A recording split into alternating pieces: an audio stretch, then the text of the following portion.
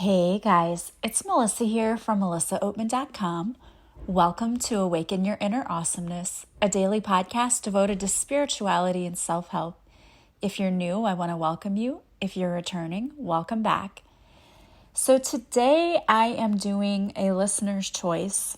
I had a listener write to me and ask if I could do a podcast about dealing with toxic people during this quarantine. I thought that was a great subject, and even though I have talked about toxic people in the past, my advice is always just cut people out of your life when you can. But obviously, when we're in this time of quarantine, we can't do that, and sometimes those toxic people that we're tied to live with us. So if you're stuck in quarantine with a toxic person, first of all, let me tell you that I sympathize with you, because I know how emotionally and physically draining that can be. Secondly, I want to say that I am going to give you some tips to help you deal with this and to help you get through it. But know that I am sending you positive vibes and healing energy, because it is not easy to live with a toxic person. It takes a toll on your spiritual, emotional, and physical health. So please do what you can to shield yourself. Maybe and hopefully after listening to this podcast today, you will get some ideas for how to help in dealing with toxic people that maybe you live with or that you have to deal with. Because let's face it, sometimes the people who are most toxic to us are ones we have to live with. We were born into those families, and we just can't always cut those people out as much as we would like to. But there are some things that you can do to help protect your own energy and to protect your boundaries. And I'm going to talk to you about those today. And let me just put another little disclaimer.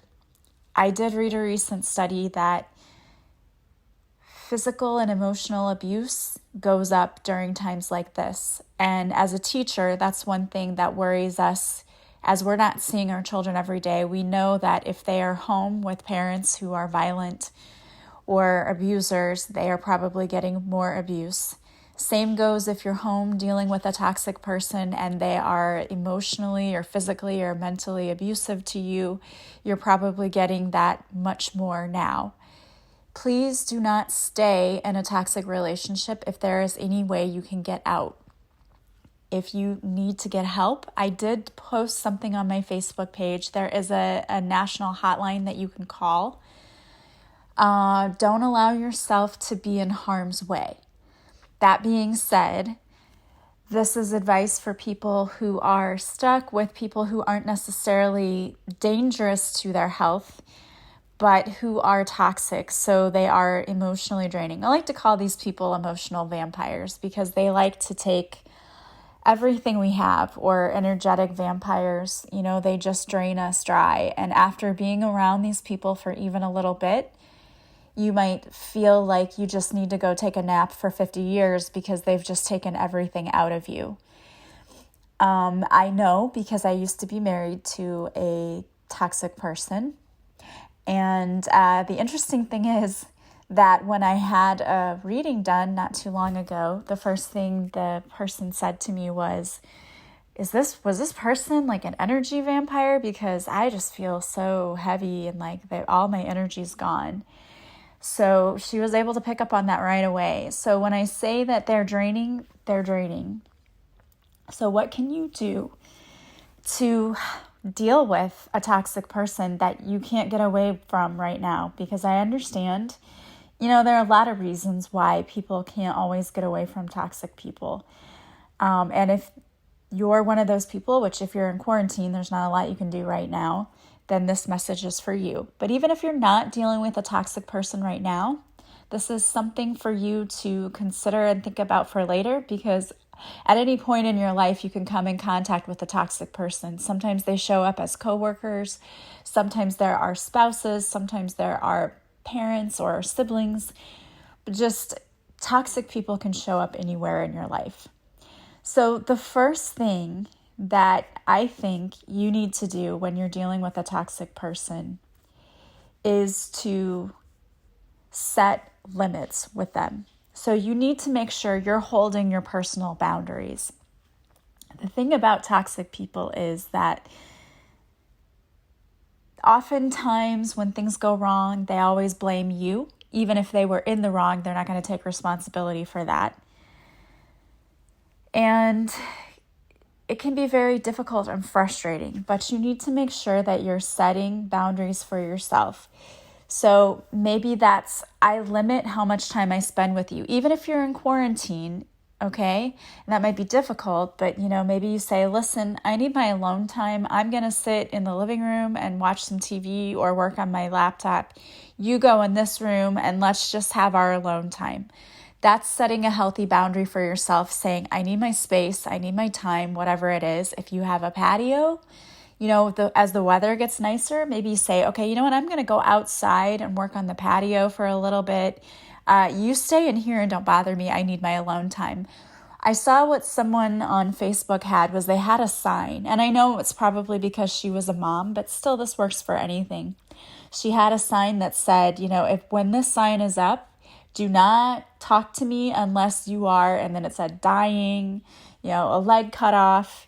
It was supposed to be funny, but the point is, set this boundary that I need this time, I need this space to work, because many of us are working from home, and it's hard when we're in each other's spaces. So make sure that you set that healthy boundary for yourself of, hey, this is my private time, this is my space, I need it to work, I need to do some things, and take that time for yourself. The other thing you need to remember is to pick your battles wisely. It's not worth fighting over every little thing. And I know that some people think that, kindness is a sign of weakness, or if I work with you and I cooperate and I give up, this much, you're going to take they say give an inch, they'll take a mile. Well, not necessarily. It's just intelligent people understand that it's not always about being right. Sometimes the fights and the battles are just not even worth it, because toxic people don't respond well to criticism. So sometimes toxic people take one little bit of criticism and they turn it into an all-out declaration of war, and it's not worth losing your peace of mind over this. So think about your grievances, think about it as a scale of 1 to 10. How irritated am I with this thing? Is it a 1? Is it a 5? Is it a 10? If it's anywhere from 1 to 4, I would say don't even worry about it. Just let it go, because it's not worth the fight. Otherwise, though, you want to, hold your ground and stand your ground and hold that boundary, but sometimes it's just not even worth the fight. Sometimes it's also easy to recognize when toxic people are in a mood. And when you notice that, that's a good time to try to distance yourself from that person. Because what I noticed was with my ex, if he was in that kind of mood, no matter what I did or said, it wasn't right. And I was always wrong and I made everything worse. So when he was in a mood like that, the best thing for me to do was just go somewhere else. And again, I know we're in quarantine, but you can go to the grocery store, make an excuse that I have to go get gas, and just get in the car and go drive around for a little bit and just get out of the house for a little bit, because being around, that's just going to drain your energy. What a lot of highly emotionally intelligent people know is that there are certain things we have to do when we're dealing with toxic people. Toxic people are complainers and they're negative. They always want to wallow in their problems. They want to be victims. They want to have a pity party. And a lot of times they want us to be their ear to listen to them. And then we get sucked into it. And that's where we get all of our energy drained, because when you're around a person like this and it's just negative all the time, it is exhausting. So sometimes all they're looking for is a sympathetic ear, and they want you to listen to their problems, but then you get sucked into it and then your energy gets drained. So again, think of yourself as distancing when this happens, okay? I need my space, whatever it is. When my kids were little, sometimes it was I was going to go take a bath, and I would be in the bathroom for an hour and a half, just in there doing what I needed to do to just get away from it all. Soaking in a hot bathtub, or take your laptop in the bathroom and just sit in there wherever you can. Okay, there is no shame in trying to find some time for yourself. Distancing yourself from the problem is necessary. It really is. Also, though, you can try to redirect the conversation. Redirecting is a tool that does work sometimes. This would work with my ex often if we were in a disagreement or he was just having a bad day. We could redirect the conversation so that it wasn't on the negative. Sometimes that works. It doesn't always work. The other thing that you need to understand is that you have to remain emotionally balanced when dealing with toxic people, because they are not. They are not rational. And what happens is when you get into a fight with a toxic person, if you're also not emotionally balanced, you're going to fly off the hinge, and then you're going to be locked in this horrible fight that's just going to take you both down. And what ends up happening is you both die in the fight. Nobody wins. It's a lose-lose situation. So one of the ways that you can stop that is for you to take a breath, not to get emotional, because remember, a lot of toxic people try to play on your emotions. They manipulate you, because once you lose your cool, they win, because they've pushed just the right button. My ex knew every single button to push with me. He knew exactly what to say that would make me fly off the handle and look like a crazy person. And that's what happens. You look like the crazy person because you're getting so upset because they're triggering you. So what you have to really be able to do when you're dealing with a toxic person is to take a deep breath. You might need to walk away.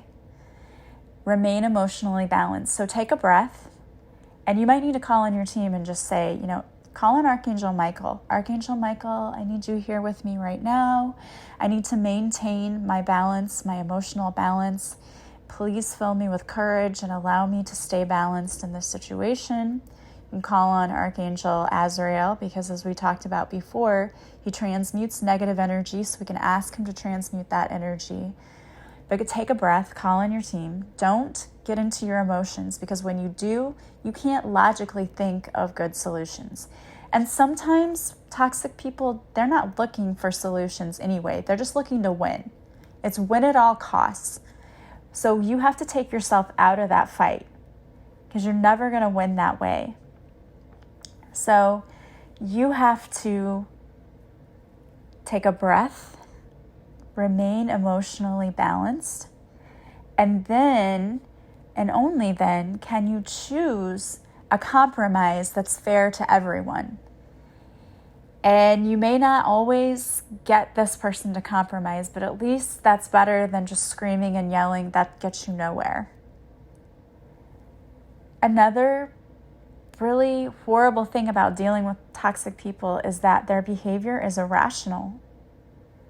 Their behavior goes against all reason, and it probably makes you feel like you're insane, because it always made me feel like I was the crazy one. In fact, I went to counseling and I was like, I think I'm crazy. And my counselor said, no, you're not crazy. This is a tactic that toxic people use that make you feel like you're crazy, because then they win arguments, because they make you look like you're the stupid one, or you're the one who's irrational. You're the one who's overreacting. When really, they've pushed every button you have and triggered you in order to get you to react that way. And it's like a fun game. Here's something that worked with my ex. If you think of it as a game, what toxic people want is attention. When you stop giving it to them, when you stop giving them what they want, they stop doing it, because it's not fun. I wrote about this in my book, Beautifully Broken. I wrote a whole chapter called Manipulation, Monopoly, and Other Fun Games, and it's dedicated to this very thing. It's such a simple solution, and most people don't even think about it. And it actually does work. When my ex and I first got divorced, he would call me constantly and get me all riled up and make me mad. He would call me at all hours of the night.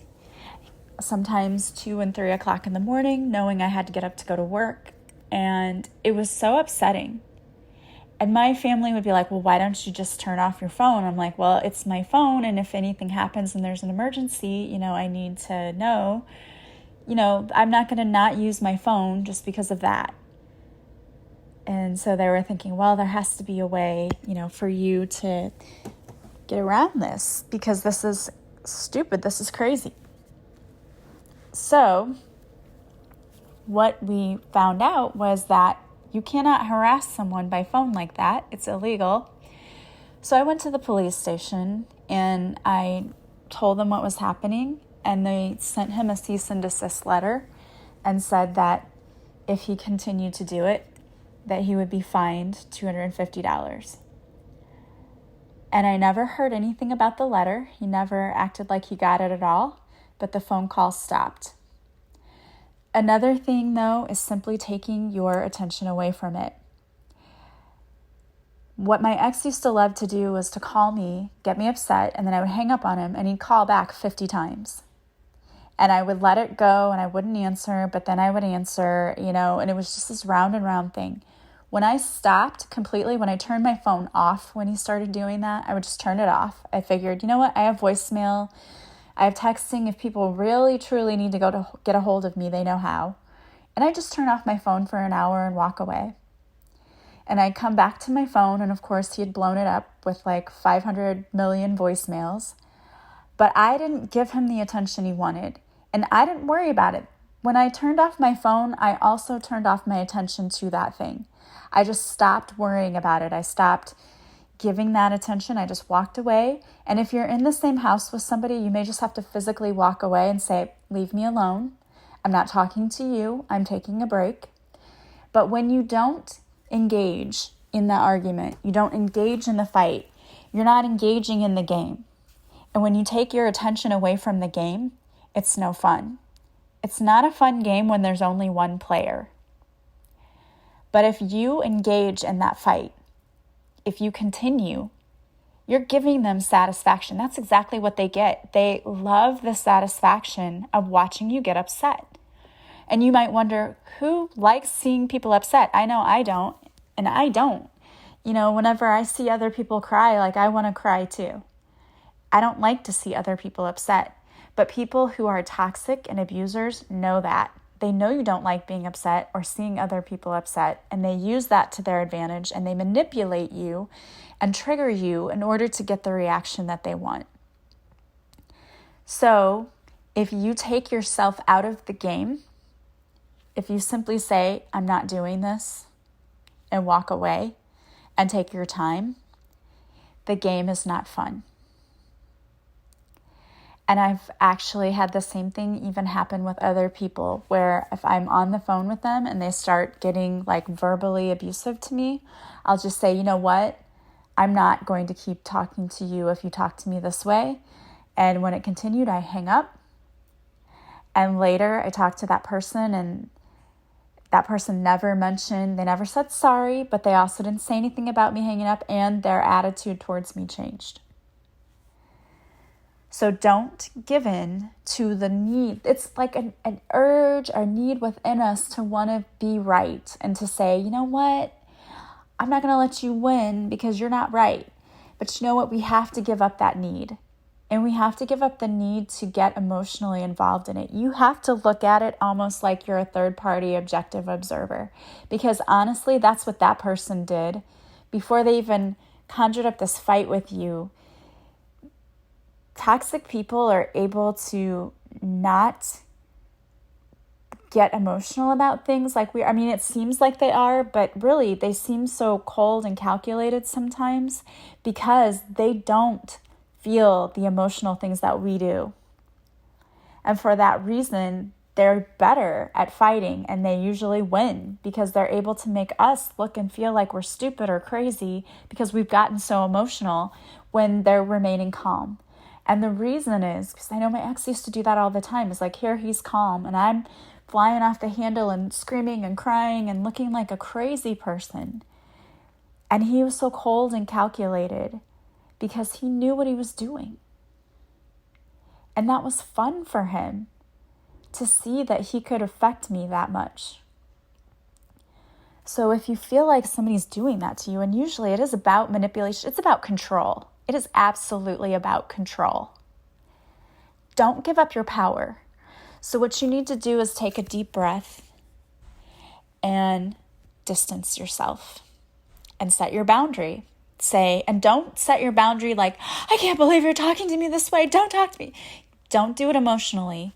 Okay, we don't have credibility when we do it that way. Take a deep breath, and you may need to walk away to do this. Take a breath, get yourself composed, and you can call on Archangel Gabriel and Archangel Raguel to help you compose the words you need to say to be firm. And I call on Archangel Michael too, because it gives us courage. Take your breath, compose yourself, get yourself together, go back in there and set your boundary calmly. You will not talk to me this way. I do not appreciate this, and I'm not going to take this.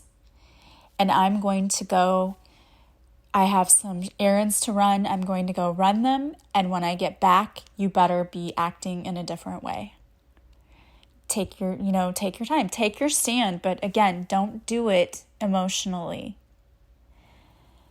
When we get ourselves pulled in and get all emotional, we just look ridiculous and we can't think logically. It's not your fault, because this is a game to really make you lose. Okay, this is a strategic thing that's all about control. It's like they throw you off base so that they can try to trap you. But you can beat them at your own game if you distance from them emotionally. Think about it like, this is my science project. And this is what I explained in my book too, Beautifully Broken. I talked about Pavlov's dogs. In this experiment, Skinner had these dogs. And this was basic psychology. I remember learning about this in psychology. So he wanted to see if he could cause a reaction in dogs. So what he did was he had dog food that he would put out. And every time the dogs would see the dog food, they would start to salivate because they were so excited about seeing their food and hungry. He wanted to know if he could have the dogs have that same reaction if he just rang a bell. So what he did was he would ring a bell and then put the food out. So he had the food, which was a stimulus, with the bell. And he did this several times. And then finally, one day, he didn't put the food out first. He rang the bell, and the dogs started to salivate. But he had to have the stimulus there first, which was the food. And in the same way, the stimulus for, these toxic people is your emotional reaction. So every time that you react emotionally, your toxic person salivates, right? Because that's what they want. If you stop reacting, if you stop giving them, it would be like if Skinner didn't put the food out, if he just rang a bell, if he didn't start by putting the food out first and then ringing the bell, the dogs wouldn't salivate when he rang the bell because they had no stimulus.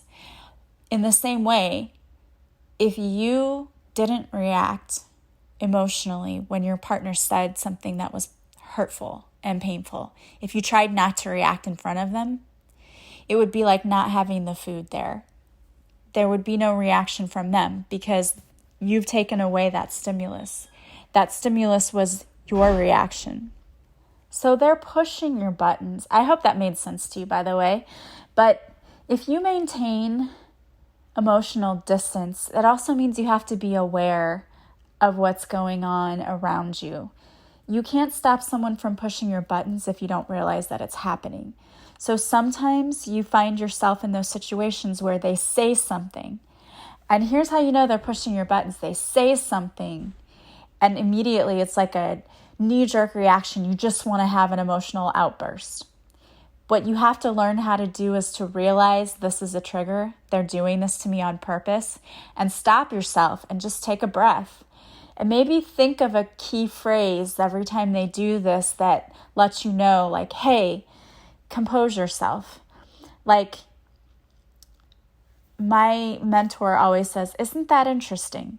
So maybe if the person says something like, you know what, you're a failure like everyone in your family, which would be a triggering thing to say to you, right? You just go, whoa, that's interesting, or isn't that interesting? And that is your cue to yourself to pull it together, take a breath. You're not going to react. Because you really do have to become that cold and distant with this person. And that's hard for people, especially if you're an empath. It's really hard. That's why people who are toxic like that, they gravitate towards people who are empaths and sensitive, because we're much more fun. We get much more involved in this game than most other people. Most other people will realize it's a game and just be like, oh, okay, and then stop playing it. We're like, we get so into it, and we're like that Monopoly game where everyone's fighting over Park Place and whatever.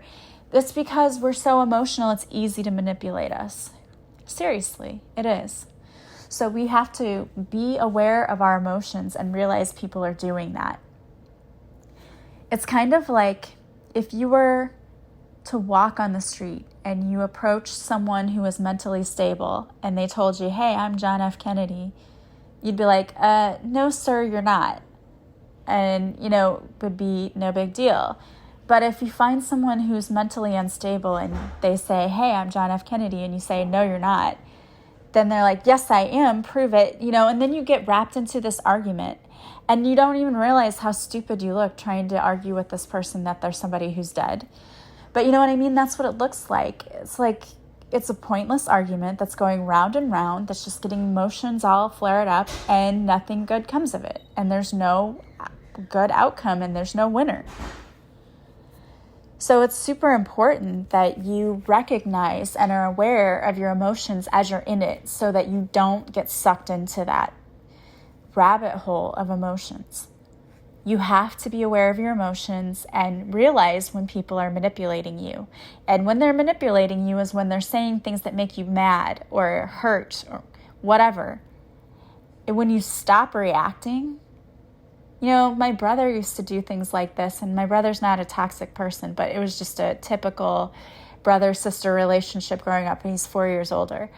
But he used to try to tease us, right? We would be in the car in the backseat driving somewhere, and he would put his hand in front of your face, like almost touching you, but not touching you, right? And he's like, I'm not touching you. And I'd scream, Mom, Chris is touching me. And he'd say, no, I'm not. And then he'd put his hand right there and be like, Mom, Chris is touching me. And he would say, no, I'm not. And my mom would you could see her frustrated, like her hands gripping the steering wheel, like, my gosh, if you guys fight one more time, I'm going to flip this car over, Didn't parents always say, I'm going to pull this car over? But anyway, that wasn't what my mom said, though. She said, if you just ignore him, he'll stop. And I thought that was the dumbest thing ever that she could say. I'm like, that is so not helpful, Mom. You need to turn around and beat him right now so he'll quit. But she said, if you just ignore him, he will stop doing it. And of course, we didn't ignore him. We couldn't. We didn't have the maturity level then to realize what she was saying is right. If we would have just ignored him, he would have stopped, because it wouldn't have been a fun game for him anymore. We were giving him a reaction, which is what he wanted. We were giving him that stimulus, so he was having a great time. And in the same way, that's what toxic people are doing. So you have to realize when you're being triggered. So here's another thing you can do to help yourself. Sit down and make a list of all the things that person does that triggers you. Because then when they do it again, you'll be ready. You'll be like, oh, nope, trigger, nope, not going to do it, not going to fall for that. Okay? And then pay attention. You have to pay attention and be aware of what's happening to you emotionally and the other person. And again, establish your boundaries. When that happens, just go, yeah, I'm walking away. I'm not going to talk to you right now. I'm not talking to you when we're doing this. And don't let it suck the joy out of you, okay? Another thing is toxic people like to bring us down to their level, because really they feel bad inside. That's why they do the things they do. Other people who are happy inside don't need to make other people feel bad. So that's why they do it. And remember, you can forgive people for what they do, but don't forget. because oftentimes toxic people will keep doing the same things over and over again to try to trigger you.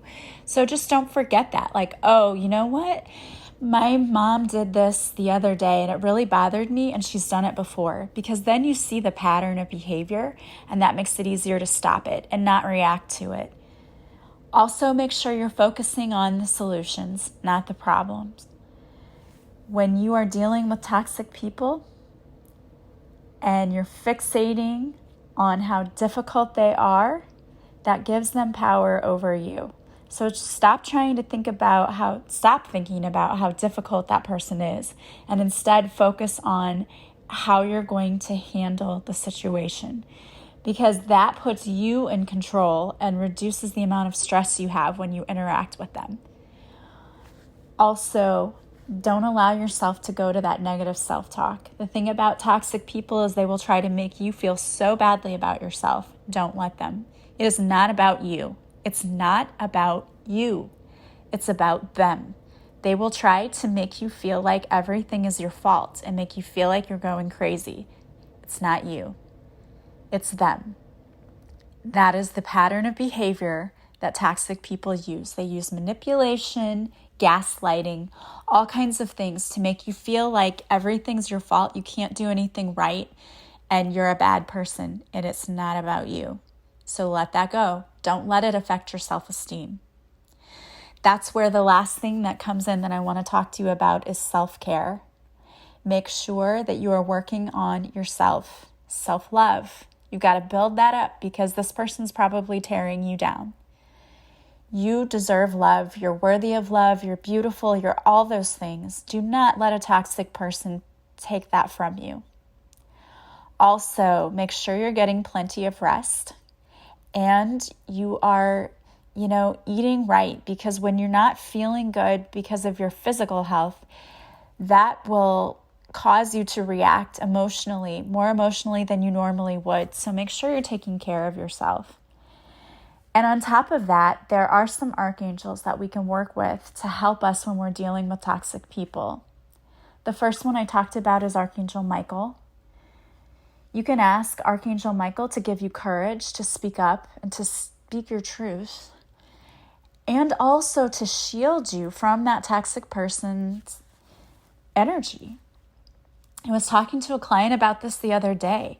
Just do a quick shielding with Archangel Michael. Just close your eyes, ask Archangel Michael to come in. And when he comes in, he's normally comes with like a bluish, purplish light. And imagine that light surrounding your entire body, like you're wrapped in this bubble of this beautiful blue light. And his light is protecting you throughout your day from toxic energy, so that no toxic energy can get into that bubble. You might also need to do a cord cutting with Archangel Michael, where you envision that Archangel Michael is cutting with his white sword of healing light the energetic cords that tie you to any toxic people.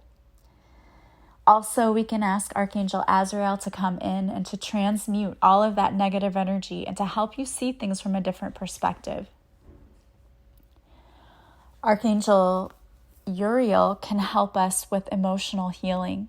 So if you're feeling sad and down, Archangel Uriel, if you call on him, it's Uriel, can come in and help you to heal from all of that sadness.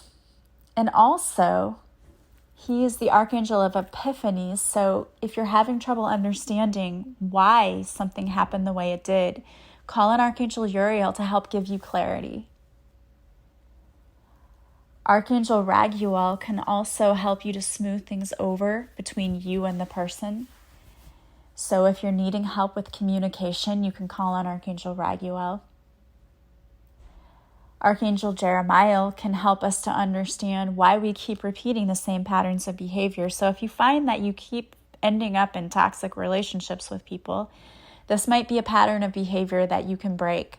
So I would call on Archangel Jeremiah to help you do a life review, to help you see why you're choosing the same kinds of people and to help you pick new people.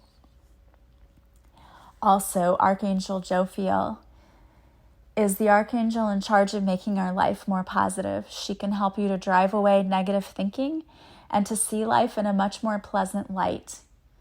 She travels in a rosy pink light, and she can help you to fade the sadness of the past and to show you amazing new opportunities.